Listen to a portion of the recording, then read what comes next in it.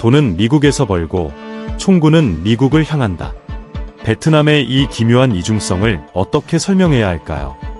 단순히 비즈니스 파트너라고 하기엔 그들 내부에서 흘러나온 문건의 내용이 너무나도 서늘하고 충격적입니다. 2024년 한 해에만 미국을 상대로 1,300억 달러라는 기록적인 무역 흑자를 기록한 나라가 바로 베트남입니다. 하지만 같은 시기 베트남 해군 내부에서 작성된 보고서에는 제2차 미국 침공을 대비한 구체적인 전쟁 시나리오가 담겨 있었습니다. 미군이 한반도와 일본의 기지를 동원해 베트남 해안을 봉쇄하고 생화학 무기나 핵전술까지 동원할 수 있다는 극단적인 공포가 서술되어 있습니다. 웃음이 나올 정도로 황당한 망상일까요? 아니면 우리가 모르는 거대한 지정학적 복선일까요? 겉으로는 포괄적 전략적 동반자라는 화려한 수식어로 서로를 껴안고 있지만 베트남 지도부의 심장 깊은 곳에는 여전히 50년 전의 화염과 연기가 가시지 않은 모양입니다. 오늘 우리는 88 프로젝트를 통해 유출된 베트남군의 비밀 문건을 바탕으로 그들이 감추고 있는 진짜 속내를 파헤쳐 보겠습니다. 미국이 베트남의 구원자인지 아니면 언제든 체제를 전복시킬 수 있는 가장 위험한 적수인지 그 서늘한 진실의 끝으로 여러분을 초대합니다. 이 영상은 단순한 뉴스가 아니라 생존을 건 국가 간의 고도의 심리전 기록입니다. 끝까지 함께 하신다면 동남아시아의 붉은 용이 왜 그토록 미국을 경계하는지 그 명확한 이유를 얻어 가실 수 있을 겁니다. 채널 구독과 좋아요는 위험한 진실을 널리 알리는 가장 큰 힘이 됩니다. 지정학적 관점에서 볼 때 현재 베트남과 미국의 관계는 위태로운 뇌줄 타기와 같습니다. 숫자만 놓고 보면 완벽한 밀월 관계입니다. 지난해 베트남이 미국과의 교역에서 거둬들인 무역 흑자는 무려 1,300억 달러에 달합니다. 이 숫자가 의미하는 바는 명확합니다. 미국이라는 거대한 시장이 없다면 베트남의 경제 성장은 그 즉시 동력을 잃고 멈춰설 수밖에 없다는 뜻입니다. 하지만 이상하게도 경제적 밀착도가 높아질수록 베트남 지도부의 불안감은 비례해서 커지고 있습니다. 그들은 알고 있습니다.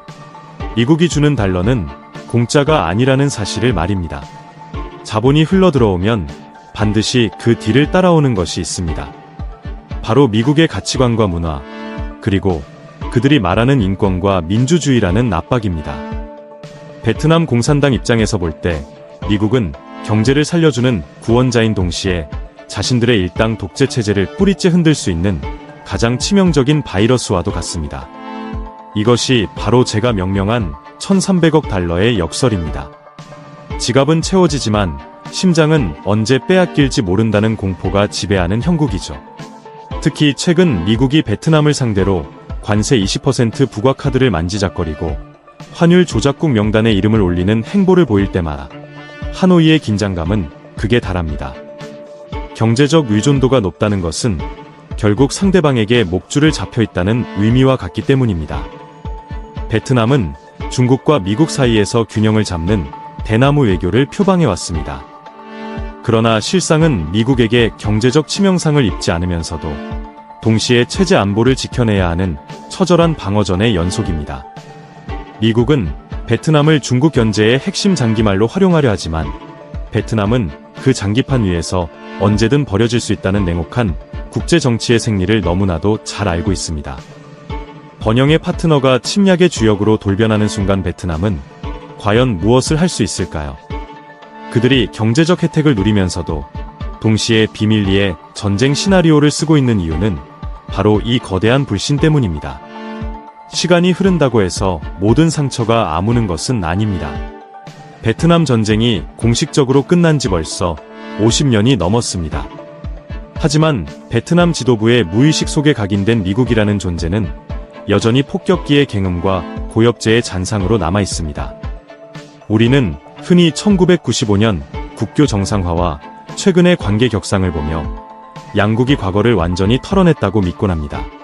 과연 그럴까요? 베트남 사람들이 즐겨 읽는 기록 중에 1990년대 로버트 맥나마라 전 미국 국방장관이 하노이를 방문했을 때의 일화가 있습니다.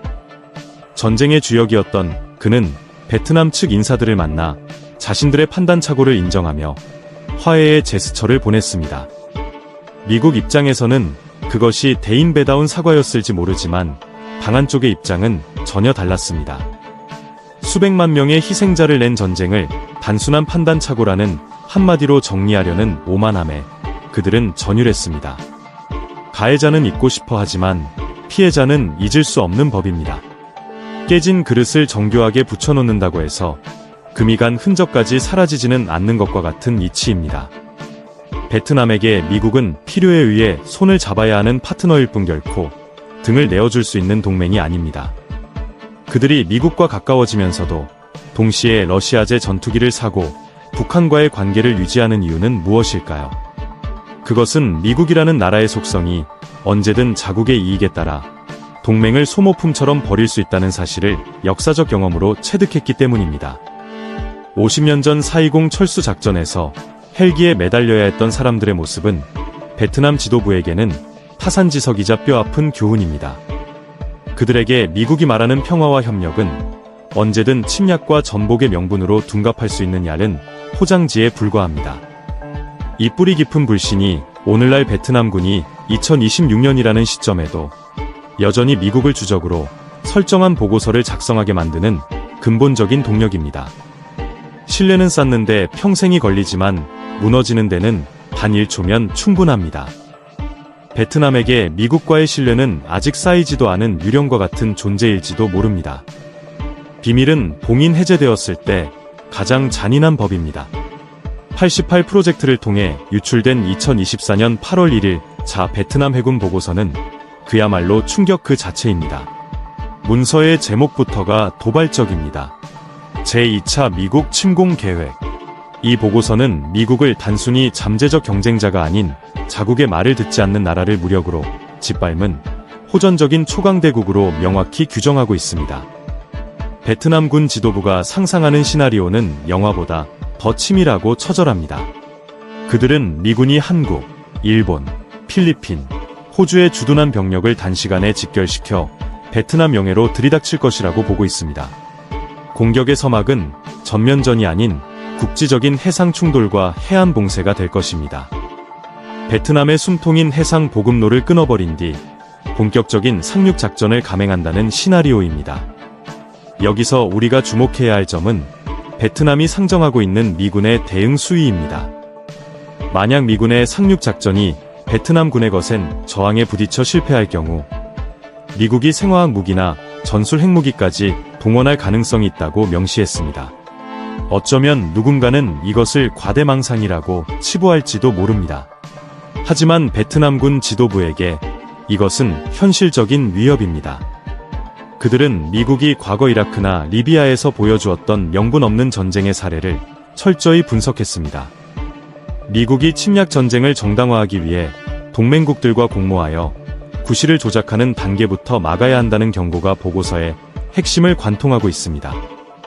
단순히 병력을 배치하는 수준을 넘어 동맹국들에게 병참 지원과 해상, 호위 작전을 맡기는 구체적인 분업 구조까지 파악하고 있다는 사실은 베트남이 얼마나 깊은 공포와 경계심을 품고 있는지를 보여줍니다. 그들이 미국산 드론을 사고 훈련기를 도입하면서도 정작 안방에서는 총구를 미국 쪽으로 닫고 있는 이 기괴한 현실. 이 보고서는 베트남이 겉으로 보여주는 미소 뒤에 얼마나 날카로운 칼날을 숨기고 있는지를 증명하는 가장 강력한 물증입니다. 적을 알고 나를 알면 백전불태라지만 베트남은 이미 미국을 단순한 적이 아닌 괴물로 상정하고 대비하고 있습니다. 이것이 바로 2026년 오늘날 베트남 국방의 중심을 관통하는 서늘한 실체입니다. 베트남의 국방정책을 상징하는 단어는 사불정책, 즉 4가지를 하지 않는다는 원칙입니다. 군사동맹을 맺지 않고 특정 국가와 손잡고 타국을 적대하지 않으며 예국 군사기지를 두지 않고 무력을 사용하거나 위협하지 않는다는 내용입니다. 겉으로 보면 지극히 평화적이고 중립적인 선언처럼 들립니다. 하지만 이 사불정책의 이면을 들여다보면 그 화살표가 가리키는 방향은 명확하게 베이징의 시각과 일치하고 있습니다. 베트남 지도부는 이번 비밀 문건에서 중국을 아시아의 경쟁자일 뿐 실존적인 위협은 아니라고 규정했습니다. 반면 미국에 대해서는 아시아의 패권을 유지하기 위해 중국을 포위하고 봉쇄하며 다른 나라들에게 줄서기를 강요하는 나라로 묘사했습니다. 이것은 중국 외교부가 매일같이 내놓는 브리핑 내용과 놀라울 정도로 판박이입니다. 결국 베트남의 사불 정책은 미국이 베트남을 중국 견제의 전초기지로 활용하려는 모든 시도를 사전에 차단하는 방어막인 셈입니다. 중국과는 영토 분쟁으로 총칼을 맞대기도 하지만 체제 안보라는 거대한 틀 안에서는 결국 같은 배를 탄 운명 공동체라는 인식이 깔려 있습니다. 2023년 시진핑 주석이 하노이를 방문했을 때 베트남이 먼저 체제 안보를 위한 정보 공유를 요청했다는 사실은 시사하는 바가 큽니다. 미국이 제공하는 첨단 무기는 반갑지만 미국이 전파하는 자유주의 물결은 중국의 압박보다 훨씬 더 두렵다는 고백과도 같습니다. 베트남은 중국을 무서운 이웃으로 보지만 미국은 내 집 안방의 주인을 바꾸려 하는 불청객으로 봅니다. 아시아의 복잡한 정세 속에서 베트남이 잡고 있는 균형의 무게추는 이미 보이지 않는 곳에서 중국 쪽으로 기울어 있습니다. 그들이 말하는 전방위 외교는 사실상 미국을 경제적 도구로 이용하되 정치적 심장부는 중국식 권위주의 모델로 보호하겠다는 고도의 계산입니다. 미국은 베트남이 자신들의 편에 서주길 기대하며 항모를 보내고 무기를 팔지만 베트남은 그 무기로 중국이 아닌 미국을 겨냥한 가상 훈련을 하고 있을지도 모릅니다.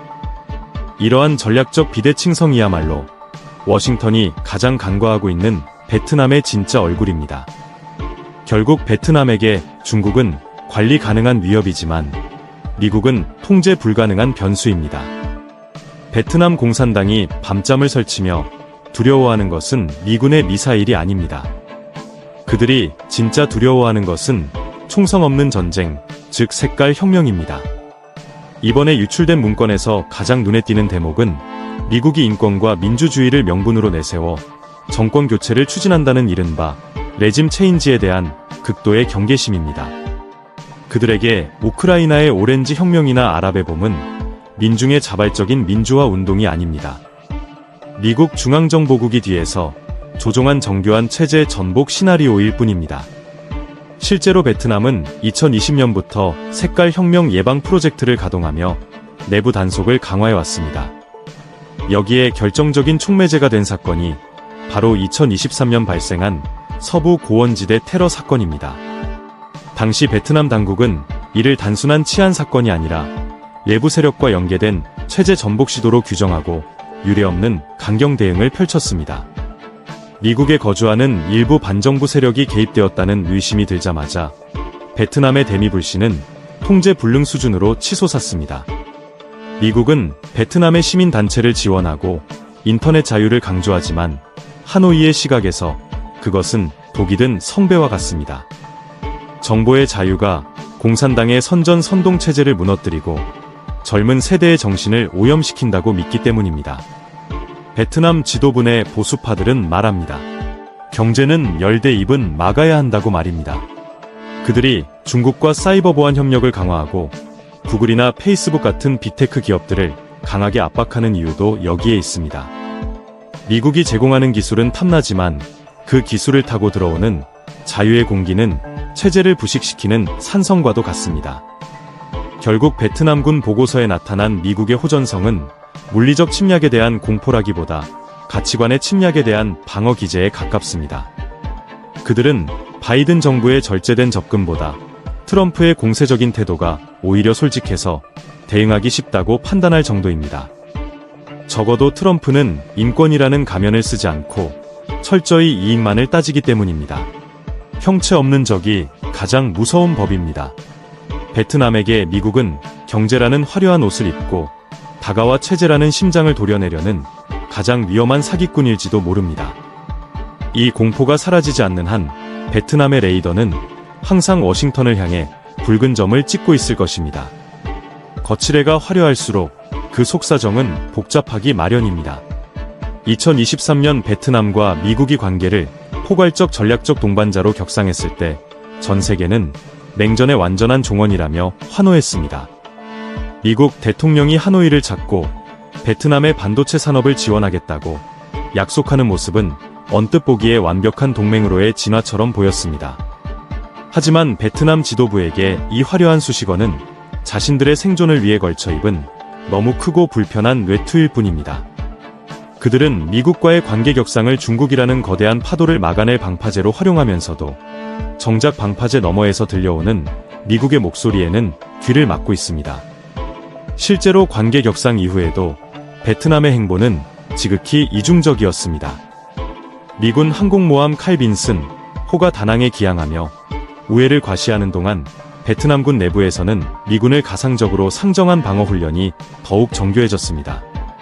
미국산 드론과 훈련기를 구매하는 행위 역시 전략적 자율성을 확보하기 위한 수단이지 미국 중심의 안보 체제에 편입되겠다는 신호가 아닙니다.